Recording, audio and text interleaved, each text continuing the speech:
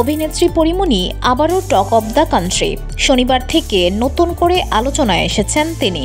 আলোচনার সূত্রপাত একটি শোরুম উদ্বোধন কেন্দ্র করে। এদিন টাঙ্গাইলের কালীহাতির এলেঙ্গায় উদ্বোধনী অনুষ্ঠানে থাকার কথা ছিল তার, কিন্তু স্থানীয়দের বাধার মুখে তা স্থগিত করা হয়েছে। এ ঘটনার রেশ কাটতে না কাটতেই পরিমণির নামে গ্রেপ্তারি পরোয়ানা জারি করে আদালত। সাভারের বোট ক্লাবে গিয়ে মদ পানের পর ভাঙচুর ও মারধরের ঘটনায় ক্লাবের পরিচালক ব্যবসায়ী নাসির উদ্দিন মাহমুদের করা মামলায় রোববার চিত্রনায়িকা পরিমণির নামে senior judicial magistrate Mohammad Junaid গ্রেপ্তারি পরোয়ানা জারি করেন। গ্রেপ্তারি পরোয়ানা জারি হওয়ার পর সোমবার আদালতে আত্মসমর্পণ করে জামিন পেয়েছেন পরিমণি। আদালতে জামিনের রায় শুনে কেঁদে ফেলেন এই নায়িকা। এদিকে বিগত কয়েকদিন ধরে পরিমণির পাশে নতুন করে এক তরুণকে দেখা যাচ্ছে। পরিমণির ফেসবুক পেজে এই তরুণকে নিয়ে একটি ভিডিও প্রকাশ পেয়েছে। তাতে পরিমণি লেখেন, পৃথিবীকে জানতে দিও তুমি এই পৃথিবীর আলো। এছাড়া 13 জানুয়ারি পরিমণির ফেসবুক পেজে শেখ সাদির আরও ভিডিও প্রকাশ পেয়েছে। একই দিনে শেখ সাদির আরও একটি ভিডিও পরিমণির ফেসবুক পেজে প্রকাশ পায়। গত সোমবার পরিমণির সঙ্গে আদালতেও দেখা গিয়েছে ওই তরুণকে।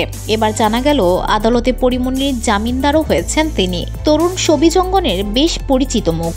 তিনি সঙ্গীতশিল্পী শেখ সাদি খান। পরির জামিনদার হওয়া তরুণকে নিয়ে শুরু হয়েছে চর্চা। জামিনদার হওয়া প্রসঙ্গে সংবাদ মাধ্যমকে শেখ সাদি বলেন, পরিমণি আমার সহকর্মী। তার গ্রেফতারি পরোয়ানা জারির খবর শুনে বেশ দুশ্চিন্তায় পড়ে যায়। তখন পরিমণির সঙ্গে কথা হয়। তিনি আমাকে জানিয়েছিলেন আদালতে আত্মসমর্পণ করবেন। জামিন হওয়ার পর তার আইনজীবী একজন জামিনদার হন। আমিও আরেকজন জামিনদার হয়েছি। শেখ সাদি জানান, একই অঙ্গনে দীর্ঘদিন ধরে কাজ করার কারণে পরিমণির সঙ্গে বেশ আগেই পরিচয় হয়েছিল। তখন থেকে পেশাগত বিষয় নিয়ে তার সঙ্গে নিয়মিত কথাবার্তা হয়। তরুণ গায়ক শেখ সাদির বেশ কয়েকটি জনপ্রিয় গান রয়েছে।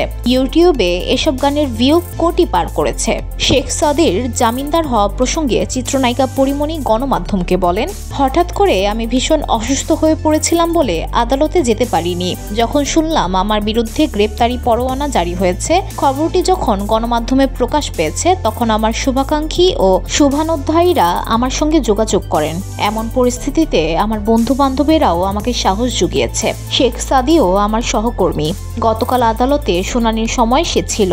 জামিন পাওয়ার পর আইনজীবী জামিনদারের পাশাপাশি স্থানীয় একজন জামিনদারের প্রয়োজন হয়। শেখ সাদি তখন জামিননামায় স্বাক্ষর করে। পরিমণির আইনজীবী নীলাঞ্জনা রিফাত সুরভি।